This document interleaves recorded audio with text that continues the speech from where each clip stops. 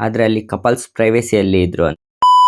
ಬರೀ 500 ರೂಪೀಸ್ ಇಟ್ಕೊಂಡು one day trip ಹೆಂಗ್ ಮಾಡಿದೀನಿ ಅಂತ ತೋರಿಸ್ತೀನಿ ಬನ್ನಿ. ಫಸ್ಟ್ 300 ರೂಪಾಯಿಗೆ ಪೆಟ್ರೋಲ್ ಹಾಕೊಂಡು ಬೆಂಗಳೂರಿಂದ 60 ಕಿಲೋಮೀಟರ್ ತುಮಕೂರಲ್ಲೇ ಫೇಮಸ್ ಆಗಿರೋ ಮಂದಾರಗಿರಿ ಹಿಲ್ಸ್ಗೆ ಹೋಗಿದ್ವಿ. ಅಲ್ಲಿ ಬೆಟ್ಟದ ಮೇಲೆ ಹೋಗಕ್ಕೆ 10 ರೂಪಾಯಿ ಟಿಕೆಟ್ ತಗೊಂಡು ಹೋಗ್ತಾ ದಾರಿಯಲ್ಲಿ ಒಂದು ನೈಸ್ ಫೋಟೋ ತಗೊಳ್ಳೋಣ ಅಂದ್ಬಿಟ್ಟು ಅಲ್ಲೇ ಗಾಡಿನ ಸ್ಟಾಪ್ ಮಾಡಿದ್ವಿ. ಆದ್ರೆ ಅಲ್ಲಿ ಕಪಲ್ಸ್ ಪ್ರೈವೇಸಿಯಲ್ಲಿ ಇದ್ರು ಅಂದ್ಬಿಟ್ಟು ನಾವೇ ಸ್ವಲ್ಪ ದೂರ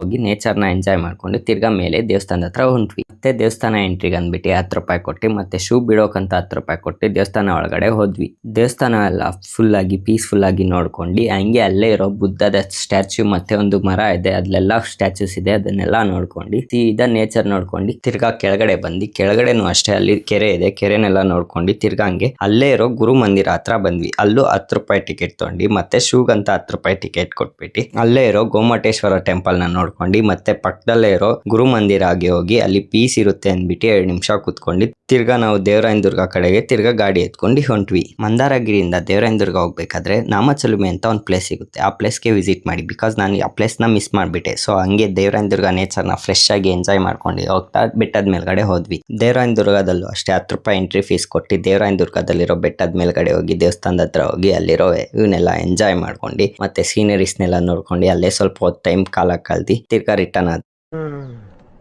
ಅಪ್ಪೇ ಇದು ಯಾವ್ದೋ ಫ್ಲಾಶ್ ಬ್ಯಾಕ್ ರೆಬಲ್ ತರ ಅಂಬರೀಶ್ದು ಹಳೇದು ಅಕ್ಕಿಲ್ಲ ಬೆಳೆ ಇಲ್ಲ ಚಕ್ರ ಕತೆ ಇದಂಗಿದೆಯಲ್ಲಪ್ಪೇ. ನನ್ನ ಫಸ್ಟ್ ಬಜೆಟ್ ಟ್ರಿಪ್ ಪ್ಲಾನ್ ಹೆಂಗ್ ಅನ್ಸ್ತು ಅಂದ್ಬಿಟ್ಟು ಕಮೆಂಟ್ ಮಾಡಿ ಮತ್ತೆ ನನ್ನ ಚಾನಲ್ನ ಸಬ್ಸ್ಕ್ರೈಬ್ ಮಾಡ್ಕೊಳ್ಳಿ.